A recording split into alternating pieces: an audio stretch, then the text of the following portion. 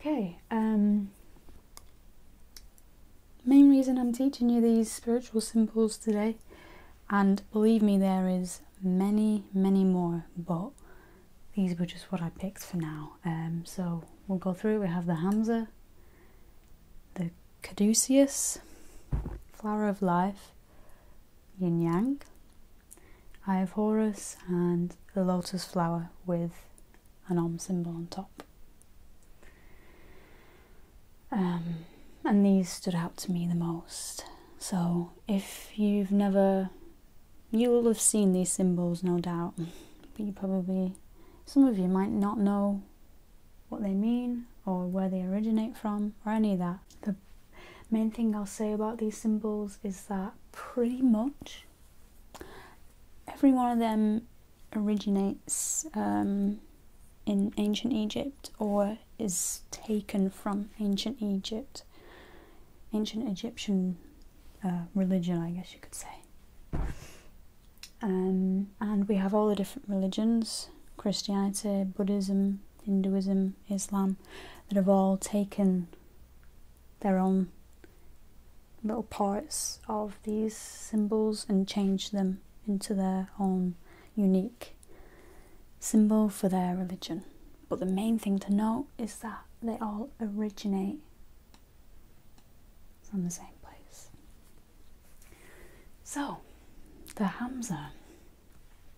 Here I've drawn evil eye in the middle there, and I just thought I'd put tree of life on there just for laughs.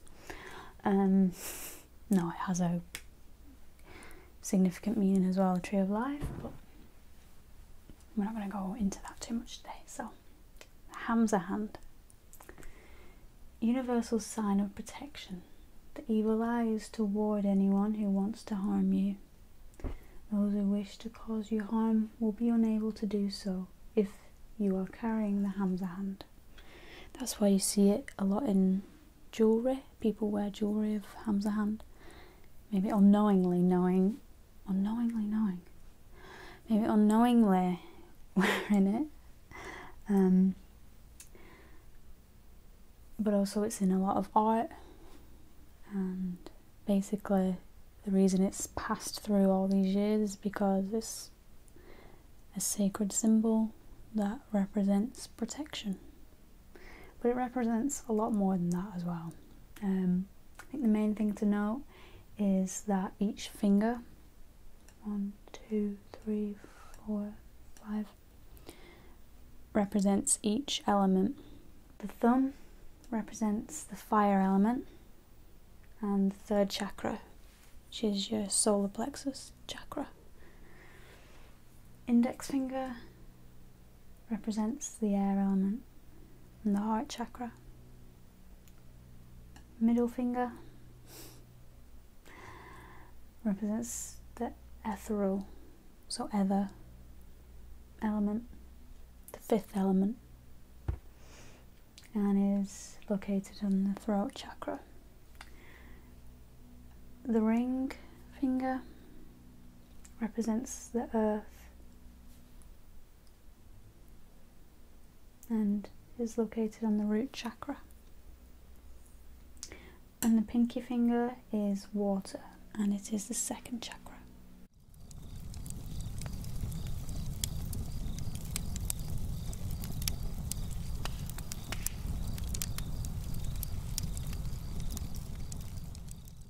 So, if you are intrigued by this video and afterwards you want to know more, then let me know, because actually each one of these symbols and all the esoteric research behind it could literally fill so many videos. I mean, mudras is something that I would really like to explore more, and that links in with this because actually everything in your body is linked. You know, you think about reflexology, you think about the fact that you massage your hands, your ears, it all connects to things just within your body. And we can do certain things like mudras, like massaging our feet in the right way and all that in order to balance out certain things within our body. in order to, if you believe in chakras, which you should because they're a real thing, it's just energy wheels in your body. It's just centres of energy in your body, basically. We'll touch more on that in another video, but moving on to caduceus. So, you'll probably all be familiar with this symbol. Probably not with the chakra colours in the middle. She usually has a staff in the middle, which for some reason I didn't draw that. I should have drawn that. And the reason you're familiar with it is because it's a healthcare symbol. It's within all Western medicine as far as I'm aware. So yeah, it's a representation of your own primal life force energy. It originated way before the healthcare system adopted it. Twin snakes represent the kundalini energy that rises from the base of your spine, which is your root chakra. That's where it's located. One represents the feminine energy, and the other represents the masculine energy, which is on this side, allowing those who have opened and balanced each chakra to possess wings of new life. So basically what it means is these wings here are kind of what is trying to depict enlightenment. When you reach the crown chakra, if you've been able to balance each one of these chakras, and the kundalini energy is ever rising, and when it reaches your crown chakra, then that's said to be where enlightenment comes from. It's how Buddha was enlightened. It's not by accident that this symbol and many others have been chosen to represent our healthcare system, because actually the symbol does depict like good energy. It represents a healthy body and mind should you not have any blockages. It's kind of like a way of embedding it into your subconscious mind, but also most of us don't know the real meaning of it. Its significance ties way further back than healthcare, but most people will see it and think that. So there's something to be said about that.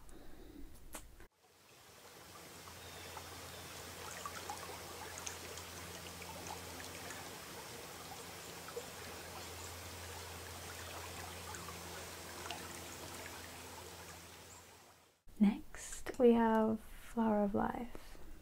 I'm sorry for my drawing. You're supposed to draw the Flower of Life with a compass. Unfortunately, I couldn't use a compass, so that's the best I could do. Flower of Life, glorious Flower of Life, takes on many forms. Can represent the stages of creation, basically, from the seed or the egg of life, and then it expands out, and it's just continuous circles over and over again. They create this pattern, and within them is embedded all of the shapes in existence, basically. Sacred geometry symbol, a flower of life contains all the patterns of creation within it, consisting of 7 overlapping symbols as well as each and every shape. Flower of Life dates back to almost every ancient culture. It is a sacred formation in which creation arose out of. For me, it's like one of the most powerful sacred geometry symbols that everyone should know about. The thing to remember about these symbols is that they remind you of something that is important. And these symbols are very important. I tried mushrooms, and yes, it's a drug, but when I took mushrooms, psilocybin mushrooms, I could see the Flower of Life as a type of netting that is in front of us, all around us, within everything. and it was magnificent. It was kind of like a 5-dimensional, like it's a type of netting, but it's also, well, you can't touch it, of course. It's just energy. It's just, I mean, I don't know what it is exactly, but that's what we're here to learn, right? After seeing it when I was on shrooms, it was in everything. I mean, it's all around us, but to the untrained eye, you can't see it. That's why we think it doesn't exist or it doesn't have any logical value, but you know, it's a type of science. If you look into sacred geometry, it's a type of science.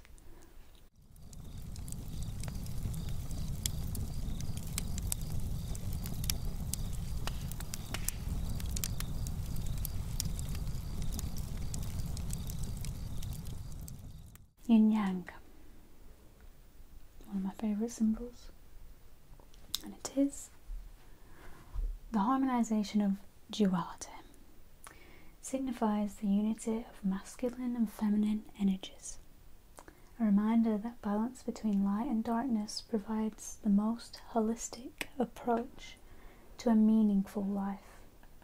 The universe abides by the law of balance. We love it when good things happen to us in this life.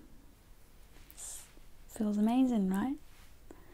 But when bad things happen to us, or to those we love, or to anyone in the world, humanity as a race, for me, I think back to this symbol, and I think back to the fact that there has to be balance.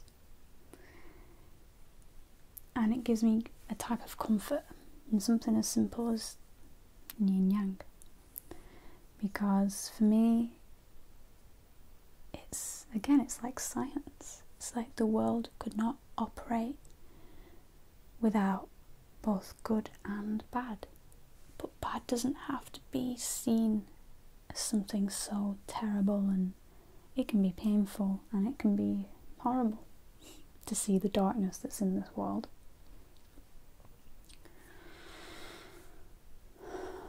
But for me, it's about the fact that the universe wouldn't have put it in place if it wasn't meaningful, if it didn't have a purpose.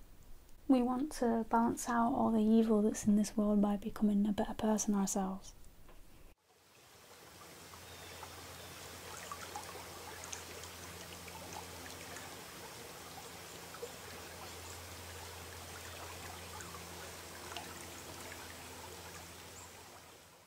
Eye of Horus, the all-seeing eye. So, this will be fun. The all-seeing eye has lost some of its spiritual/divine connotations. Basically, it represents that of a higher power which guides us. It's of course from ancient Egypt, as all of these possibly are. It's a symbol of safety and protection, or Illuminati, those who control us. The reason I mention this is because, again, this is a symbol you see on the dollar bill. Why would that be on the dollar bill, is what you should be asking. I'm going to leave that to you. One thing I will say to you is, when I first started researching all this stuff, I was pulled in by the conspiracy theories because they're interesting. But don't let yourself become unbalanced in any of this stuff. The best we can do is educate ourselves, not become angry with the fact that maybe we're not being taught everything we should be taught and things like that. But we can educate ourselves, and that's the best we can do. So don't be fooled into thinking that, you know, everything is bad and you can't trust anything.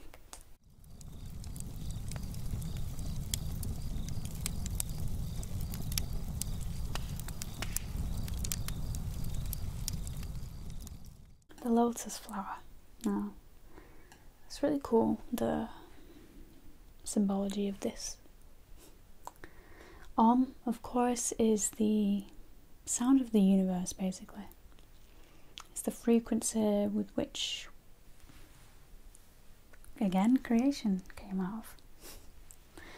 Is the crown chakra sound.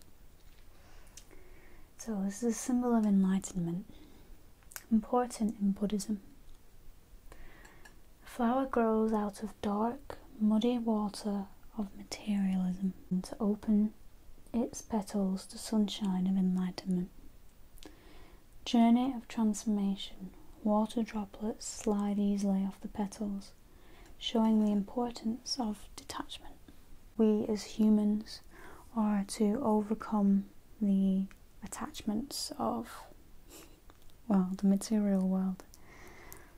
We're to overcome the need and want for possessions, the need for constant pleasure in our senses, like overeating or anything like that. A metaphor. The fact that something so beautiful as the lotus flower is able to emerge from muddy waters was fascinating to, well, those who started the Buddhist religion, I guess.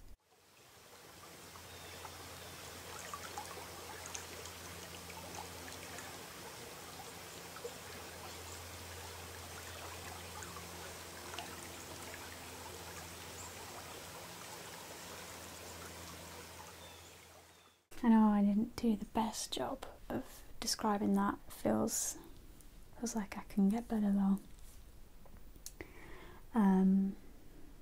Like I say, I kind of just wanted this to be an introductory video, and there's a lot more. There's so much more I could delve into. If it interests you though, then there's a reason for it, and I hope you'll stick with me. It's just learning simple symbols is just the very beginning. Basically, for me, it's all about the process and the journey of what unlocking each of these ancient symbols means.